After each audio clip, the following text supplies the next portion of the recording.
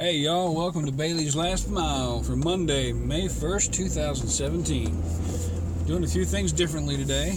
First of all, I'm starting earlier than I usually do, and I'm going to start doing a little disclaimer at the top of every recording I do here. First of all, I start this off in a parking lot every time, so I'm always stopped somewhere before I start this recording. I do not touch my phone while I'm driving, and I recommend that you do not either. Distracted driving is illegal and dangerous. And in some states, even doing what I'm doing here is still illegal. Having something mounted to your glass in California is completely illegal. So keep that in mind. Don't do what I do. But be safe if you decide to. So I'm starting a little bit early today. That is because I've got a couple of things to talk about. First of all, I want to talk about Officer 401 and something he said on his little podcast. I have fallen down a YouTube rabbit hole. I'll be honest with you. I got a Roku here a while back, and I watched a little bit of YouTube, and I a few things I would watch exclusively on YouTube: the Daily Tech News Show, some screensaver stuff, Linus Tech Tips. I'm a geek, but I have fallen down a huge YouTube rabbit hole since I got a Roku. And one of those is Officer 401. Now, for those of you who don't know me, I am the son of a cop. And there's very few people watching this channel. In fact, he's got 500,000 subscribers or something stupid like that. So he's way beyond my level. I'm just playing around here doing something fun while I'm driving to work. This guy's actually making money on YouTube. But he said something here the other day that he did a whole sort of cops are not into customer service. Here's the thing. I'm one, the son of a cop. Two, a guy who's spent most of my adult life in some form of customer service industry or another. I'm currently in IT help desk. In customer service, they teach us something called soft skills. I think they teach officers that too nowadays, although I think it's lacking in a lot of cases. Not all. I've had some good experiences and I've had some bad experiences with officers. But for Officer 401, a couple of things that he said that I want to dispel a little bit. First of all, any jackass who says that the customer is always right has never spent a single day actually doing customer service. Executives say that shit. That's corporate buzzword bullshit. The customer is almost never right. When you called GoDaddy with a problem with your website, it was because you were wrong. You fucked it up. You were not right. Technical support specifically. If they're calling me, now sometimes it's because, hey, they need me to program a thing that we have access to program and they don't. That doesn't mean anything. That's just me, doing something for them that they can't do. But in many, many, many cases, in fact, in my current job, almost every case, is because you did something or don't know how to do something that you should know how to do. Yeah, I'll back up on that. Sometimes computers just break. But, mine's broken. That's the other subject I'm going to get into in a minute. But a couple of things that, with what he said, the customer's always right. Customer's never right. Customer's never right. In every case, you know more than the customer does about the subject they're calling you about. I do. I mean, that's going to sound cocky. It's going to sound cocky. In my line of work, I make it my job to try to know more than the next guy. And in almost every case I do. And I'm that guy that I walk into an electronics store to buy a thing. There is a greater than 50% chance that I know more about what it is I'm going to buy than the guy trying to sell it to me. Which is why I hate Best Buy, by the way. Techies hate Best Buy.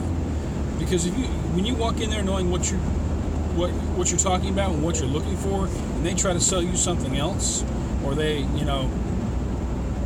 anyhow, in almost every case, I know more about. That's sad, because if you're selling a product, I know more about it than I do. This guy is tailgating the fuck out of me, and I'm getting pissed off. But come on around me.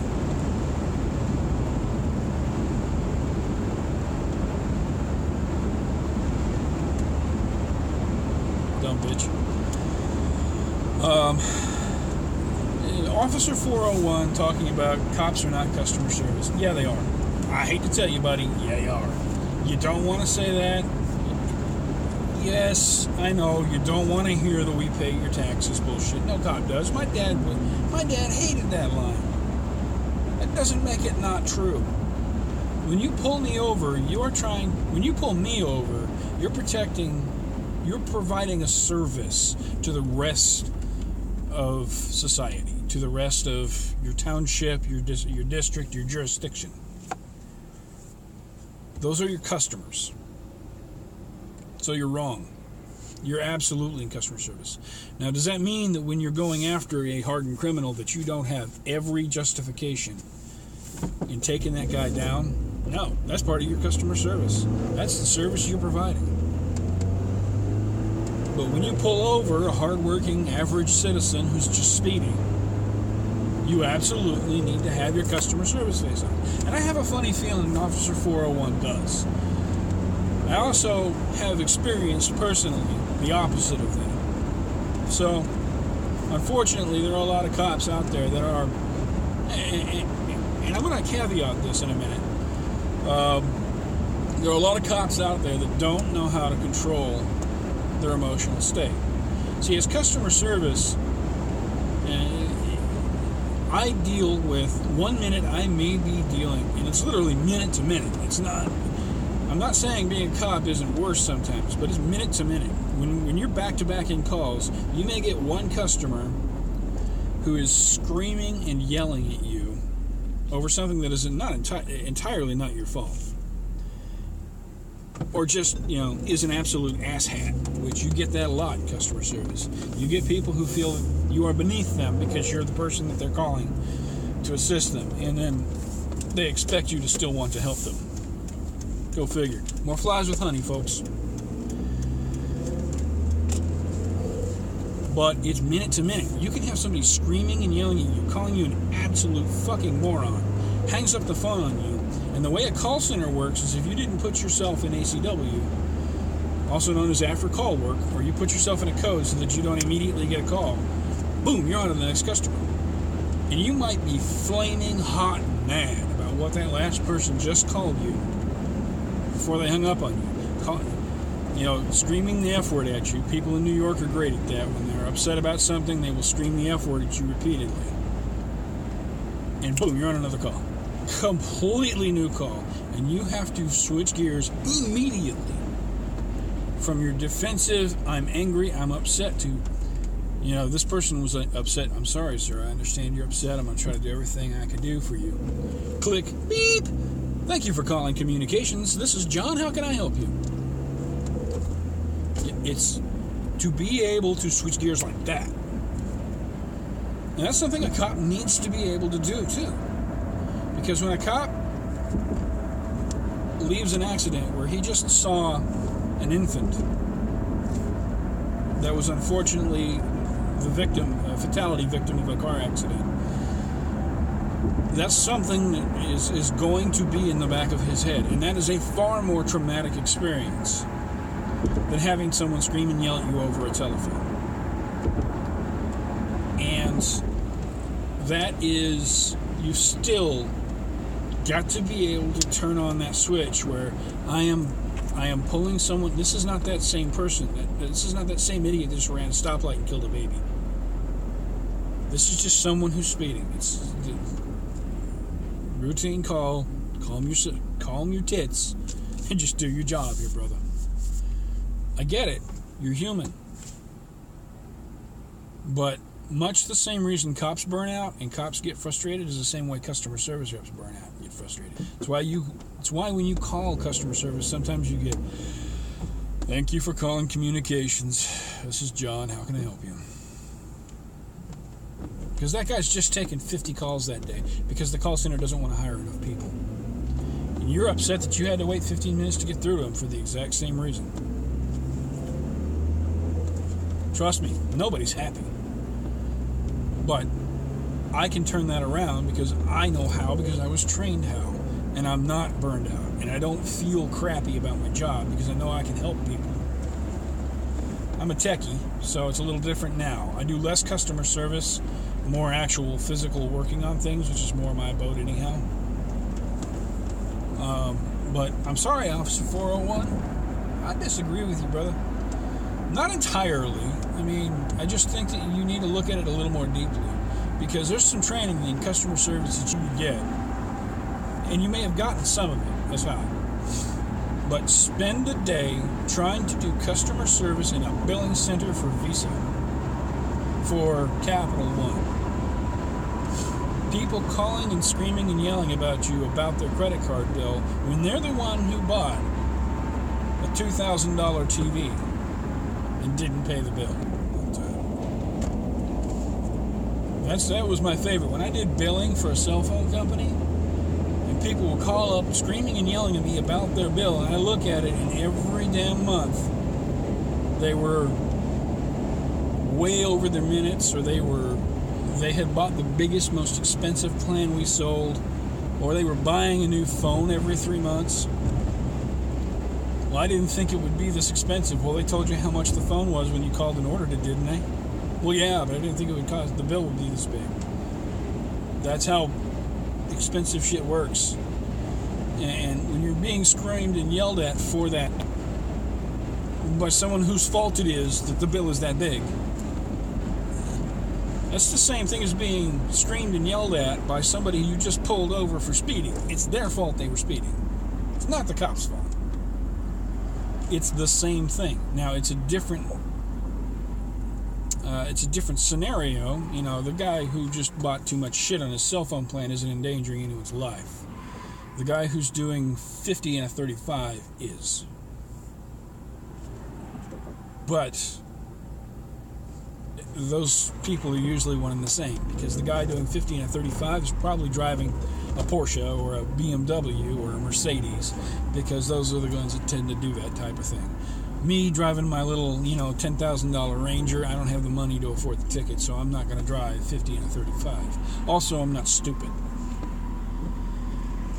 So, in my response to you, though, Officer 401, I think you might want to reconsider your stance. You might be right. But yeah, you kind of are customer service representatives. You don't have to agree with me, but now onto my computer. Man, I am so bummed right now. I have a AMD FX 4100 quad-core computer at home. Had until last night.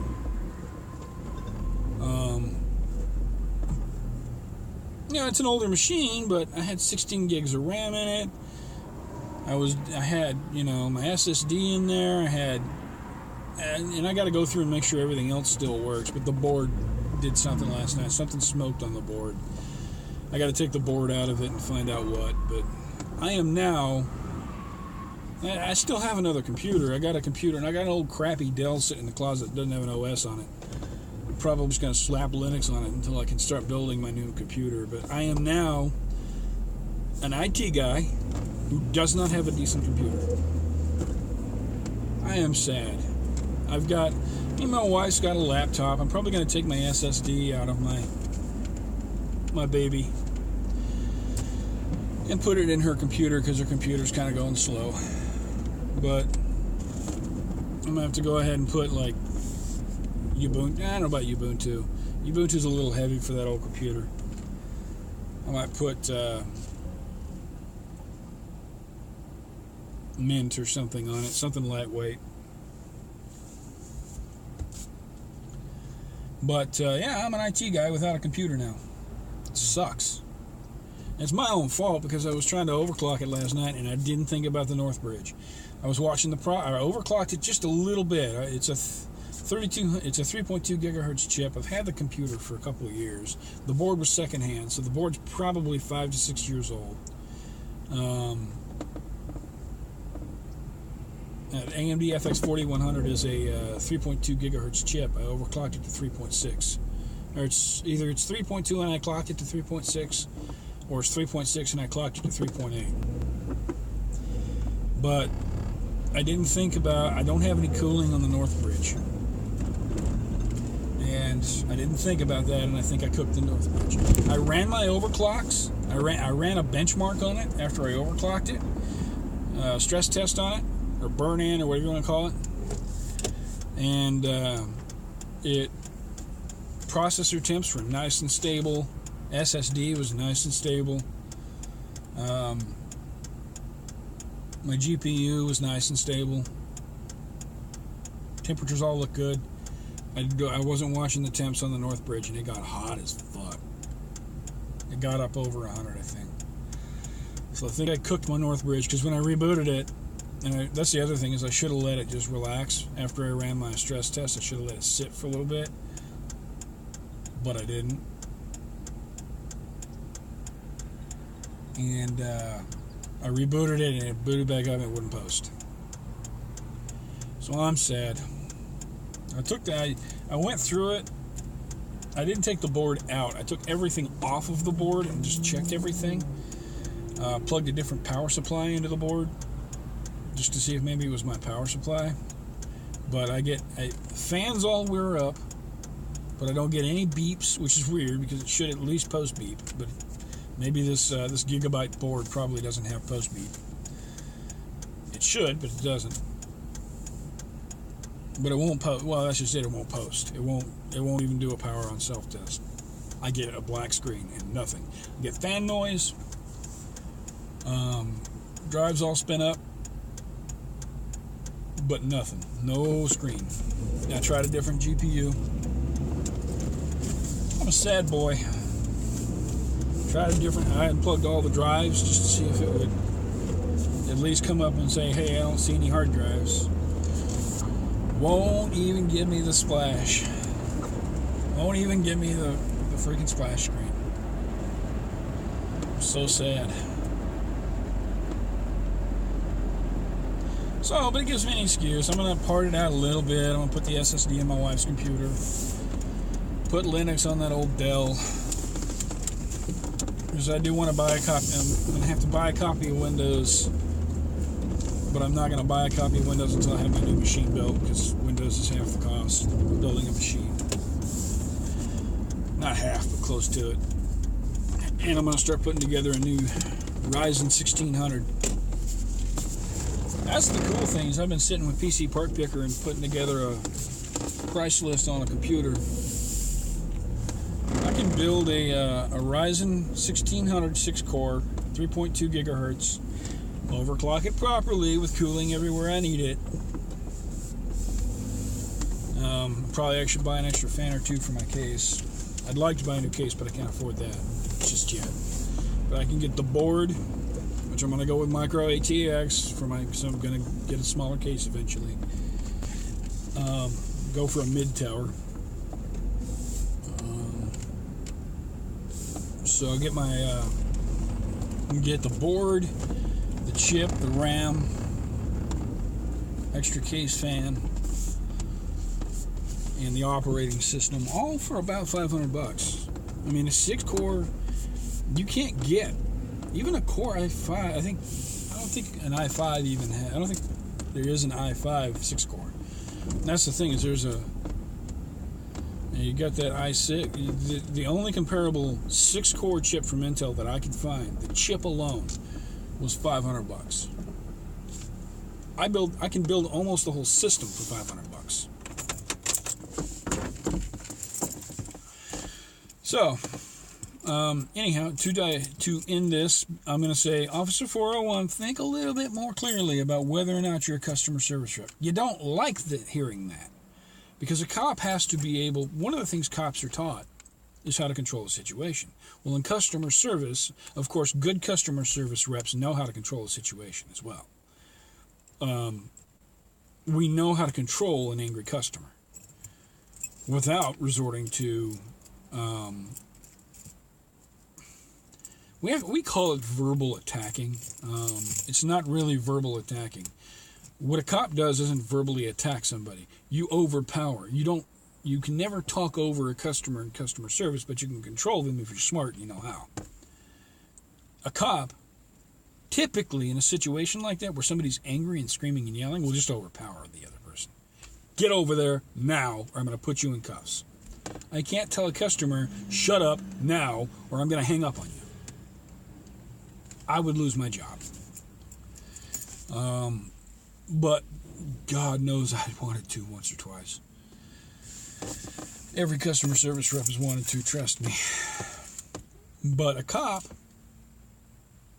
is trained a little bit differently, rightfully so, because in an emergency situation, you can't beat a person down. Yeah, this phone, I hate it, skipping. It hiccuped again there, and I saw it. Piece of shit. But anyhow, there are some parallels there that I think that you might want to consider. This video's already gone on too long, and I've rambled a little bit like I always do. Your videos are a hell of a lot cleaner than mine, man. They always will be, because I'm not trying to edit anything. That was the other thing, man. I was getting ready. I was going to come back with my podcast. Simulcast it on Facebook, and that machine was a big part of that. Because I was having one of those cool intros like you use made. Mine was all going to be pre-recorded and edited and all that stuff, and that machine was an integral part of that.